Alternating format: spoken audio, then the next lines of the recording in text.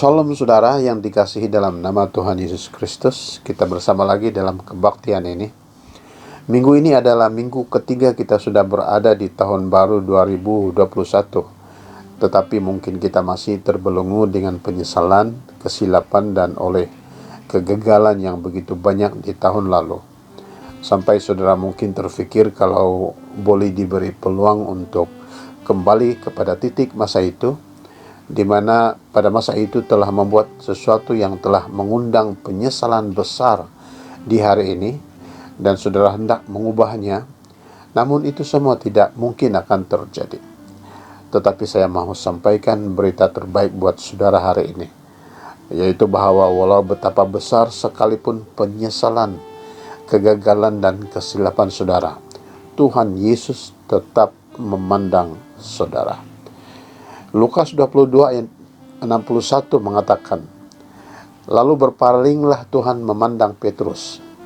Maka teringatlah Petrus bahwa Tuhan telah berkata kepadanya, 'Sebelum ayam berkokok pada hari ini, engkau telah 3 kali menyangkal aku.'" Alkitab mencatatkan kegagalan dan kesilapan Petrus yang paling besar, bahkan paling mengerikan, yang dinamakan penyangkalan. Dan kesilapannya itu telah mengundang tangisan penyesalan Petrus. Dan kisah penyangkalannya telah tercatat dalam sejarah buat selama-lamanya.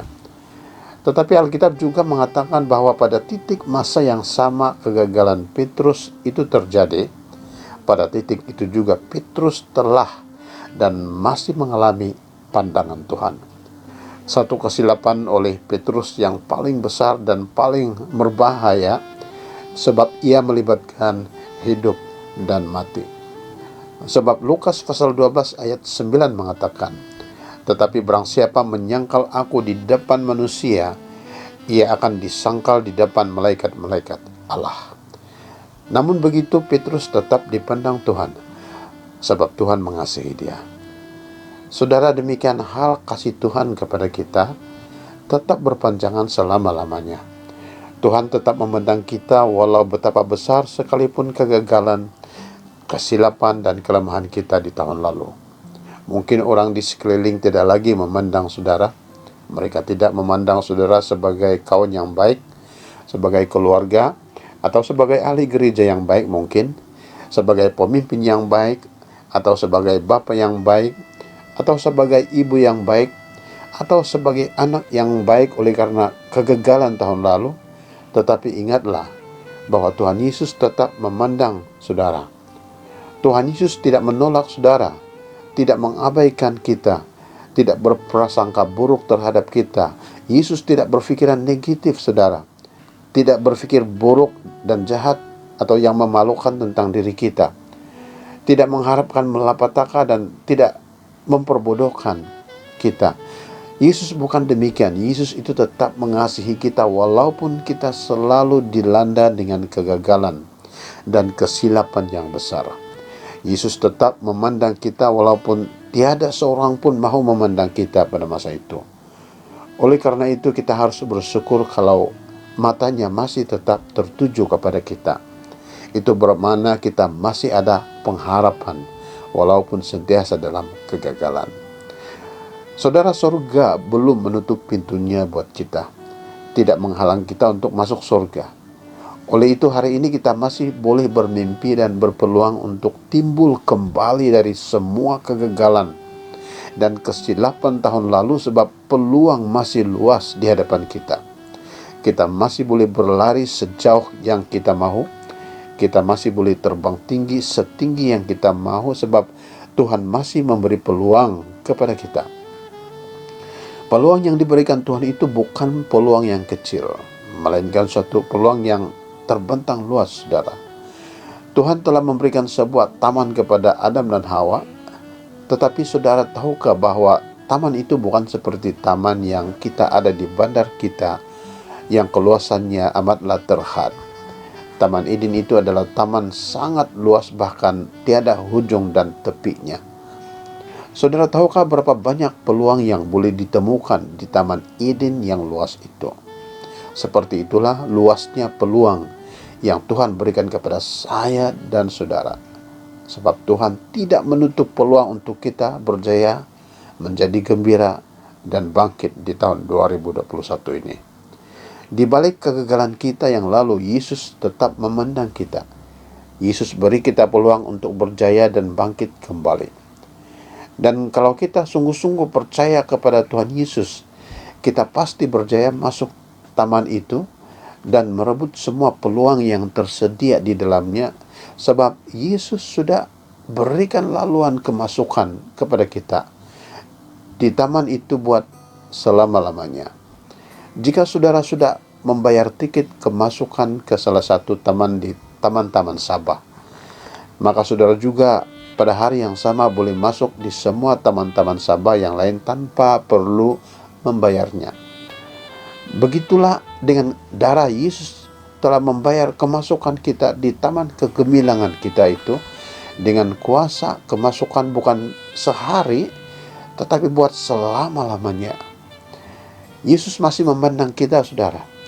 Yesus masih memandang kita sebab Yesus mau mengawasi dan menjaga kita, dan bagaikan mengawasi dan menjaga biji matanya sendiri. Ulangan 32 ayat 10 mengatakan, didapatinya dia di suatu negeri di padang gurun di tengah-tengah ketandusan dan auman padang belantara. Dikelilinginya dia dan diawasinya, dijaganya sebagai biji matanya. Wow, ini adalah suatu pengawasan dan penjagaan yang sempurna dari Tuhan.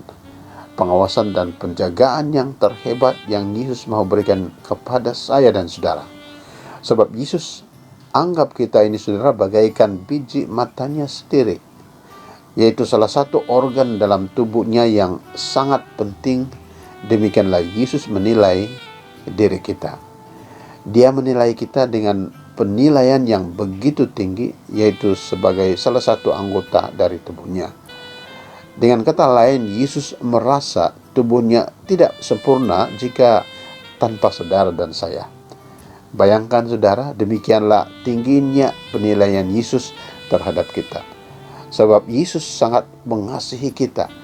Tetapi sebaliknya, cara penilaian kita terhadap diri sendiri pula bukan begitu. Kita selalu menilai diri kita sebagai pribadi yang gagal dan buruk. Kita kerap menilai diri kita sebagai pribadi yang malang dan terabai, yang tiada daya untuk menang dan berjaya. Tetapi walaupun begitu, Yesus tetap memandang kita. Pada masa kita merasa malu memandang diri kita sendiri karena banyaknya keburukan. Malu sebab seolah-olah tiada satupun dalam diri kita yang sempurna. Pada masa itu Yesus masih dan mau memandang kita. Saudara, tahukah apa yang ada di hati Yesus ketika dia memandang Petrus yang menyangkal bahkan sampai mengutuk Yesus? Jika kita menggunakan pikiran yang wajar untuk mencari jawaban pertanyaan ini, maka pasti jawabannya adalah amarah terhadap Petrus. Kita mulai bayangkan suatu hukuman yang berat dan besar oleh Yesus terhadap Petrus yang akan ditimpa ke atasnya karena penyangkalan dan kutukan yang keluar dari mulut Petrus. Dasar suka belas dendam, saudara, itulah kita. Tetapi Yesus tidak gunakan pikiran yang wajar. Sebab dalam kerajaan Tuhan tiada yang wajar dalam pikiran manusia. Sebaliknya, Yesus gunakan pikiran yang penuh kasih karunia, sehingga ketika dia memandang Petrus, maka yang ada di dalam hatinya ialah suatu bisikan yang berbunyi, Petrus, aku tetap mengasihimu. Saudara pikir kasih Yesus ada batasnya? Tidak sama sekali. Kasih Yesus atas kita tiada batasnya, tiada penghujungnya. Saudara, Yesus masih memandang kita sebab dia mengasihi kita. Saudara, saya mau akhiri khotbah ini dengan berdoa bersama saudara. Saudara yang merasa dirimu terlalu banyak masalah, pergumulan, dan putus asa, ingatlah bahwa Yesus masih memandang saudara. Memandang sebab Yesus memperhatikan dan mengasihi saudara walau apapun keadaan saudara. Mari kita berdoa. Ya Yesus Tuhan dan Juru Selamat kami, ini kami pada pagi ini mau datang ke hadirat-Mu untuk mencari pertolongan dan jawaban bagi setiap persoalan hidup kami yang banyak lagi rumit ini. Sebab kami tahu Tuhan masih mau memandang kami walaupun kami banyak kegagalan dan ketidaksempurnaan. Tolonglah kami dan selamatkan kami dari tengah-tengah kesulitan yang kami hadapi masa-masa ini dalam kehidupan kami. Kami berdoa semuanya ini di atas dan di dalam nama Tuhan kami Yesus Kristus. Mari kita katakan bersama saudara. Amin. Terima kasih saudara pada pagi hari ini bersama dengan kami dalam kebaktian ini. Sampai kita berjumpa lagi dimanapun saudara, saya doa dan harapkan Tuhan menyelamatkan dan melindungi kita semua. Sampai jumpa.